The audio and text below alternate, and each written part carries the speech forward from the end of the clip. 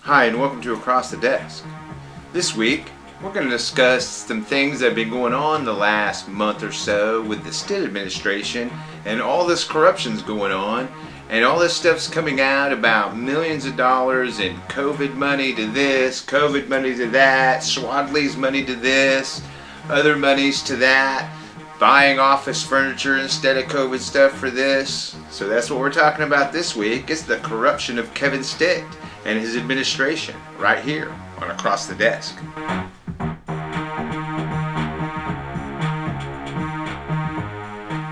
Now, Kevin Stitt wants us to be a top 10 state. And one of the ways he's going to get us there is he's had the legislature pass some laws that allows him pretty much carte blanche on setting up anybody into positions and spending any kind of money he can to get things done during the pandemic phase. So this gave Stitt a whole bunch of power, and it gave Stitt a whole bunch of money. And what it did was allow him to use that money as a way to entice people to do things for him and set up his yes men in places. Like, for instance, we have a guy, his name is Dustin Hillary, who has been now appointed to the Higher Education Board of Regents, and the guy doesn't even have a degree in anything. No college degree, nothing like that. Just my business experience and acumen should be enough to run this board to know everything about higher education. Of course, the guy has no experience with anything remotely in education or higher education, colleges, universities, or anything like that. No, he doesn't have anything like that, or even went to a college or got a college education or a degree. But he's going to sit on this Board of Regents because Kevin Stitt wants us to be a top 10 state, and the way to do that is to totally turn it over to business in their interest in a very fascist type way. So that's Kevin Stitt, putting this guy in there for that. Of course, that's just small potatoes of the inept ability of our governor to actually govern, to actually put people in places that need experienced individuals of a certain type that he's not putting in there. He's putting in cronies. He's putting in yes men. He's putting in people that owe him favors. And that's what he's doing. He doesn't care about being a top 10 state. What he cares about is Kevin Stitt being top 10 in this state.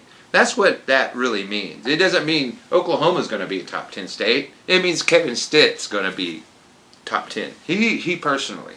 That's what this is. Because when it comes down to all the corruption and everything else, we got a whole bunch of stuff. One, you've heard the Swadley's thing, and I'll get to that in a bit. But another one is where there was a bill, bipartisan, huge voting majorities in this, and probably could even pass the veto that the governor gave on this legislation that held his people that he appointed financially responsible. In other words, they would have to disclose all their finances and everything else, any kind of conflicts or whatever else they would have before they could be appointed. They'd have to disclose all this stuff. And Kevin Stitt vetoed it. Of course he did, because the people he put into place, they're not reputable people. And of course not, because that's how Kevin Stitt works. You see, Kevin Stitt wants people that aren't reputable, like our Attorney General. Because, see, if he can have something on them, well, he can extort them. And if he can extort them, well, he can get his way. And that's exactly what Kevin Stitt has done time and time again. Not only that, he also insulates himself. He makes sure that there are patsies in place, these yes men, that will insulate him from anything, which is what we've seen with Mr. Winchester. Well, Mr. Winchester is the guy with Swadley's, who they even named a mill after.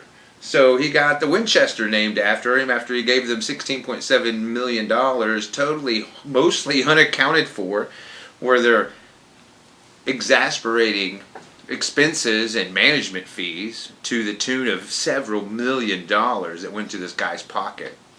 Not only that, with the Swadley's thing, we also have a deal with a Fire Marshal where they didn't pass any codes. They didn't get these inspections done, and Mr. Swadley said, hey, this is bigger than you. It's politics here, and these are my restaurants going in Stitt's state parks. So that was a big one right there, where this guy, Mr. Swadley, is throwing around these big names and saying that these are the governor's state parks.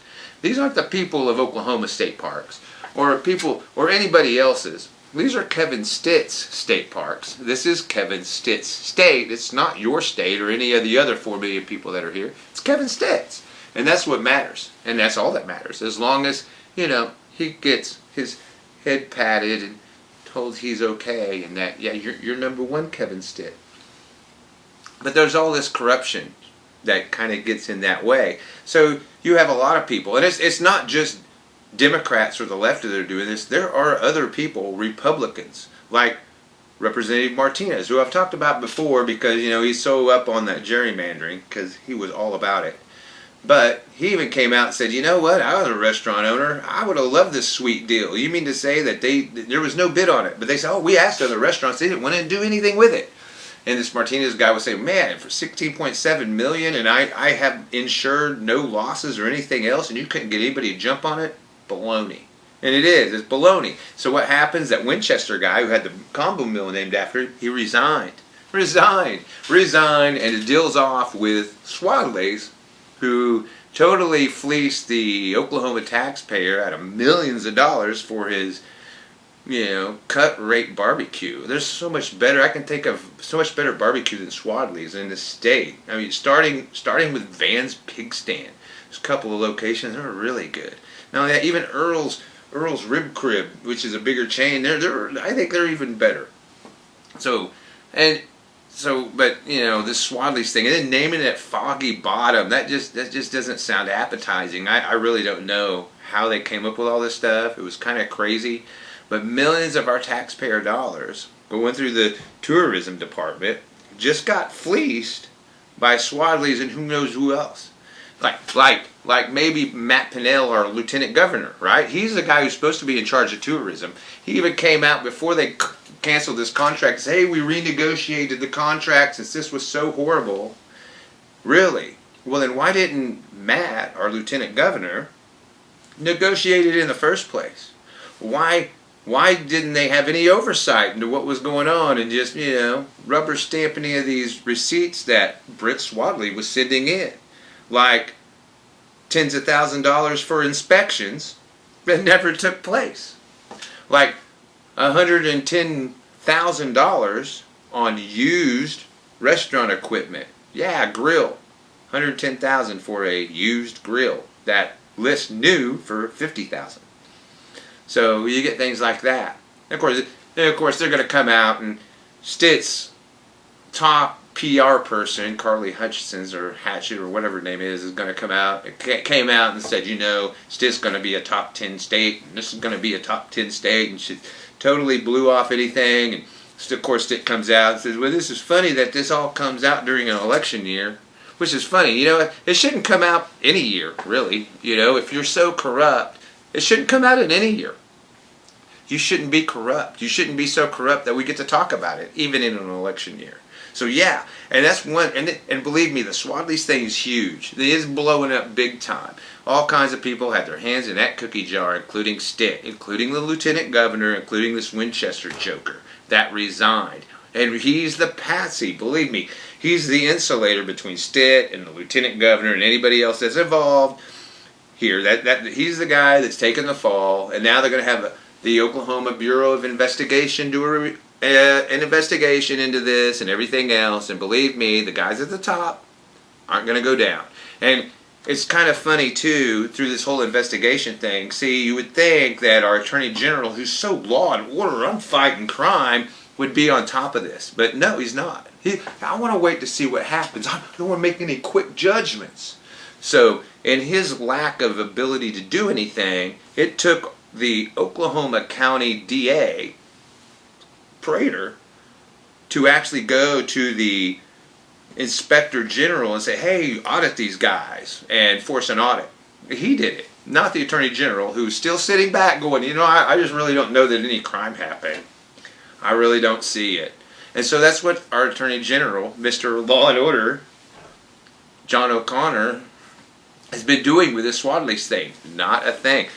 He's not doing anything, which is funny because, well, really it's not funny, but it's funny to me that he's such a yes man for Stitt. comes out beginning, hey, we noticed that you side with Stitt on everything. Oh, I'm sure I'll disagree with him on something. Well, you know what? I'm sure he does. And I'm sure when he doesn't disagree with him, Kevin Stitt calls him up and says, hey, look, all these things I have over you, all these things I can hold over your head, this is why you don't disagree with me. This is why you'll do my bidding. You're not the Oklahoma lawyer like you're supposed to be Attorney General. You're Governor Stitt's lawyer. Got it? Repeat after me, John O'Connor. I, the AG O'Connor, am Kevin Stitt's personal attorney. I'm Kevin Stitt's personal attorney. And that's pretty much how that conversation goes. So, we get things like this where, you know, the AG is kind of like, I'm going to sit on my hands and we'll just see how this Swadley thing pans out because, you know, I don't want to go after the wrong people. Right? We don't want to hold people accountable that might hurt him politically or hurt his friends politically or make them look bad. We can't go after that. So if cheapening the rule of law is what the Attorney General needs to do, well, then that's what he's absolutely going to do for his buddies in the Conservative Party, the Republicans that are in charge, that are fleecing the state of millions of dollars, you see. Kind of like Epic Charter, who actually you think 16.7 million is bad. Well, let me tell you this. Epic Charter, the state, spent them several hundred million in taxpayer dollars to open up a charter private school and do all this stuff during the COVID and everything. Well, all of a sudden, $85 million is just missing. We don't even know where it is. And there's no provision for any accounting, can't go through it or nothing else. So here we are, and this has been about 6-7 months now that this has all come out. And what has AG O'Connor done? Not a dang thing. Zero. Hasn't done nothing. No investigation by the AG has been done. No grand jury. No anything. Haven't gotten anything on Epic. You know why? Because, see, Epic are buddies of Stitt. See? And maybe even O'Connor. Right? So he's kind of in with that. So there's the corruption there. So Kevin Stitt, well, I say Kevin Stitt. Really, it is Kevin Stitt because Attorney General O'Connor, he's just a puppet. And Stitt's really the guy back there pulling the strings. So really, when it comes to O'Connor, he's not going after Epic because you see they're buddies of Stitt, you know? And you can't go after them. It's going to make us all look bad if we do that. See? Because we're big voucher. We're big voucher education savings account guys. We want to kill public education, and if this test run with Epic fails because of all this corruption and we didn't have safeguards in place for the money, well, they're never going to want to make private schools the main type of learning in Oklahoma, even though it was only going to be able to support 17% of the students. The other, 83%, I don't know what they're going to do. They go to public schools now, and there's no seats in private schools for them, so I don't know what they're planning for that. But, you look at it, you can see it everywhere. Republicans, conservatives want to kill that public education and think everybody should go to private charter schools, which is crazy because, like I said, in Oklahoma, you only got enough seats for maybe 17% of them. That's it. The rest of them, I don't know. They haven't thought that far. They don't think things through, you see. And that's exactly what we have here.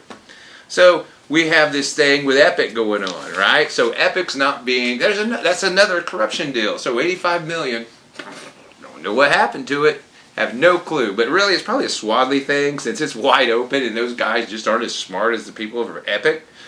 That's probably going to be the one that rocks the boat and kills everything going down anywhere and any way.